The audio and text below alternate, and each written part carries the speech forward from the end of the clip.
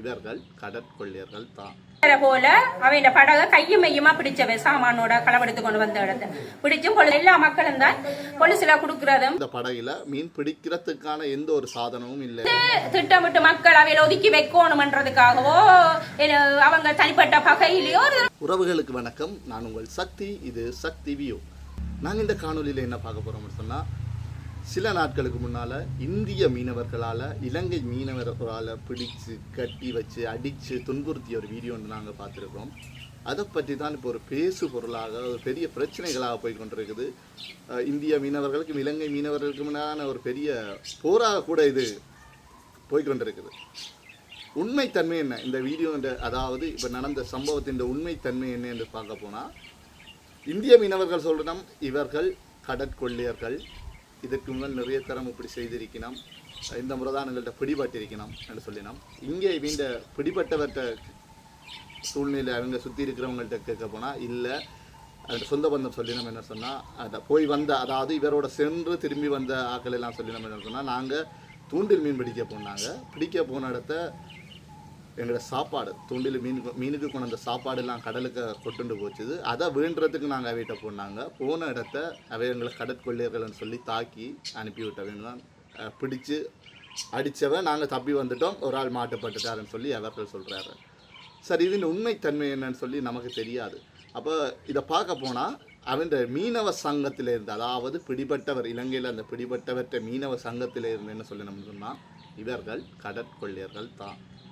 இவர்கள் இதற்கு முதல் கூட நிறைய தரம் செய்திருக்கணும். இதுக்கு நாங்கள் போலீஸ்லாம் முறைப்பாடு செய்திருக்கோம். எங்கள் சங்கத்துக்கு ஒரு அவப்பேர் வரக்கூடாது அப்படி இப்படின்னு சொல்லி நாங்கள் நிறைய இதுக்கான முயற்சிகள் நிறைய எடுத்திருந்தோம். எடுந்து இவைகள் திருந்தாமல் இப்படி தான் செய்து கொண்டிருக்கணும். அந்த வகையில் இந்த முறையும் இவர்கள் கடற்கொள்ளைக்கு தான் போயிருக்கணும். என்னென்னு சொன்னால், போய் திரும்பி வந்த, அதாவது அங்கே பிரச்சனைப்பட்டு திரும்பி வந்த படகில் மீன் பிடிக்கிறதுக்கான எந்த ஒரு சாதனமும் இல்லை. இவர்கள் தூண்டிலோ அது ஒன்றும் கொண்டு போயில, அதுக்கு ஒன்றுமே இல்லை.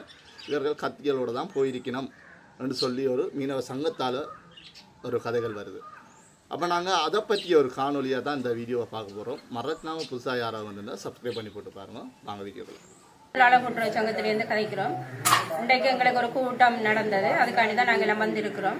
என்னடா இப்போ நீங்கள் எல்லாரும் மீடியாவில் பார்த்துருப்பீங்க, எங்களோட ஊரில் இருந்து இந்திய மீனவ படகுகளை அடித்து பொருட்களை களவெடுக்கிறதுக்கு போன இடத்த இந்தியா மக்கள் மீனவர் பிடிச்சு கொண்டு போனது அவையில.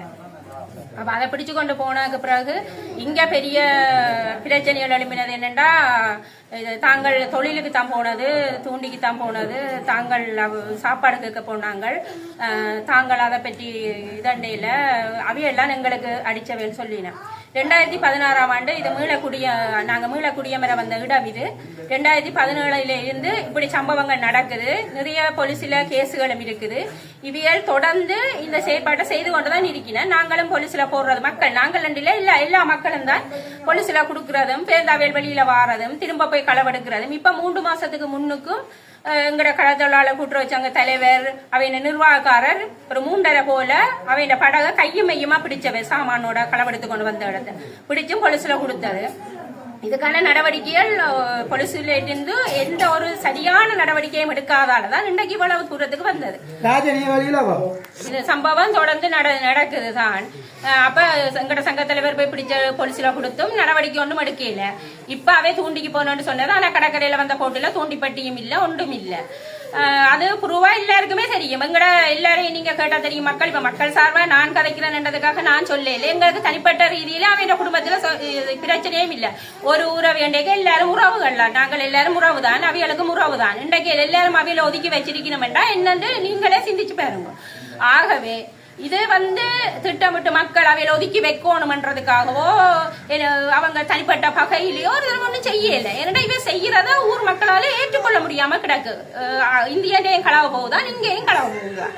சரியோ, அப்ப அதாலதான் மக்கள் கூடி இதுக்கு இவ்வளவு நாளை நாங்கள் போறதும் பாறதும் இதுக்கு ஒரு முடிவு இல்லாம இருக்கிறபடியா இன்றைக்கு திட்டவட்டமா ஒரு முடிவு எடுக்கணும்ன்றதுக்காக எல்லா மக்களும் கூடி இப்ப ஒரு முடிவை எடுத்திருக்கணும். அப்ப அந்த மாதிரி நாங்கள் பார்த்து கொண்டிருக்கிறோம்.